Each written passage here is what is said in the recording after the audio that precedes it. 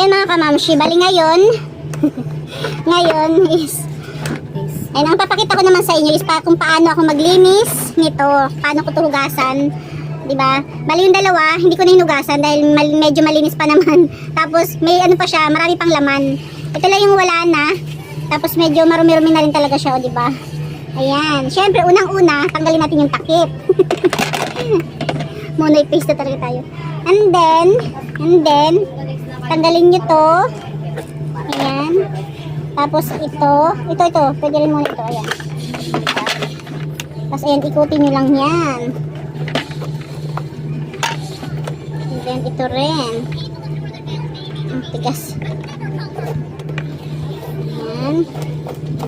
O, diba? Oh, ayan, diba? Siya. Dahil may kape pa siya. Sayang. Diba?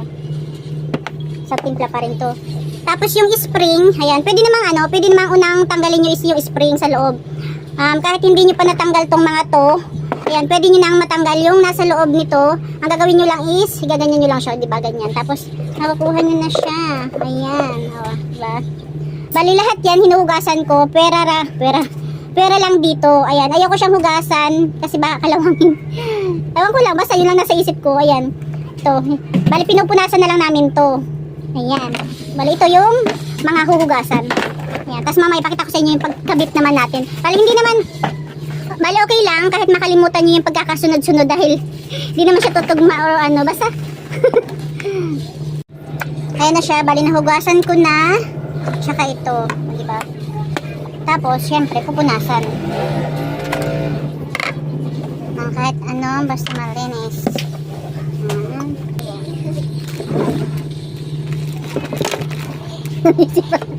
Ay, naka-play pala tayo. Ayan, di ba? Nalinis na siya, pero minsan makaka-encounter kayo ng parang may dumi pa rito. Ayan, ang gawin nyo is ito rin.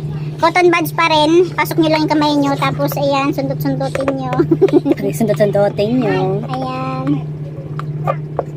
O, di ba? Ayan siya, oh. Hindi nakuha ng ating ano. Tapos dito naman sa kabila, ganun din. Ayan, o, diba? Ayan, diba? Ito. Halimbawa, napunasan na natin. Natuyo na. Siyempre ba naman, punasan nyo. Ito pa ito. Ito kailangan tuyong-tuyo. Tuyong-tuyo.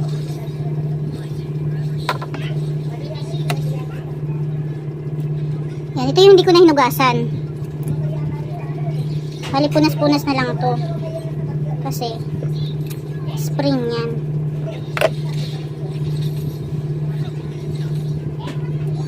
Ito naman, kahit hindi nyo ito ma-memorize, subukan nyo lang ng subukan hanggang makuha nyo. Kasi ako nga, nakailang beses na akong ganito, pero hindi ko talaga, bahala na lang. Ito pala, huwag nyo kalimutan. Huwag nyo kalimutang ibalik to. Ito, ayan, maliit. Ayan. Ano ba ito?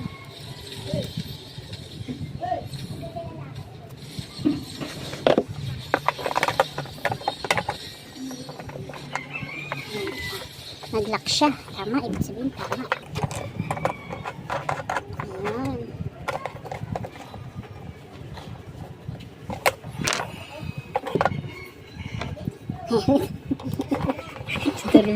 Ikaw mismo hirap na hirap.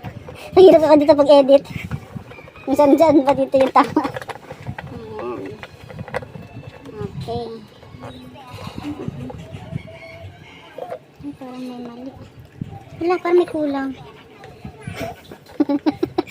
Kasama talaga yun Huwag tatanggalin yun Kulang yung labasan. Wait lang, hanapin ko.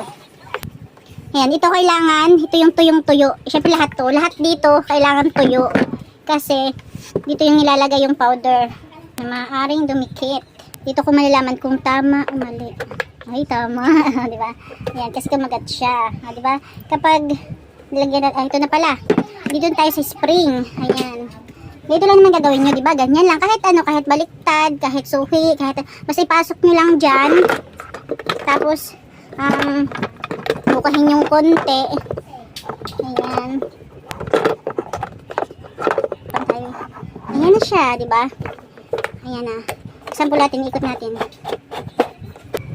Okay na. Lagyan natin ng powder. Wala pa palang panglagay. Ayan. Siyempre ating takip. At dahil wala pang panglagay, ay, meron pa. Ayan, ito. Kaya pala kanina pa hindi ko ito maitayo-tayo dahil wala yung pa. Ito, madali lang naman ito ilagay.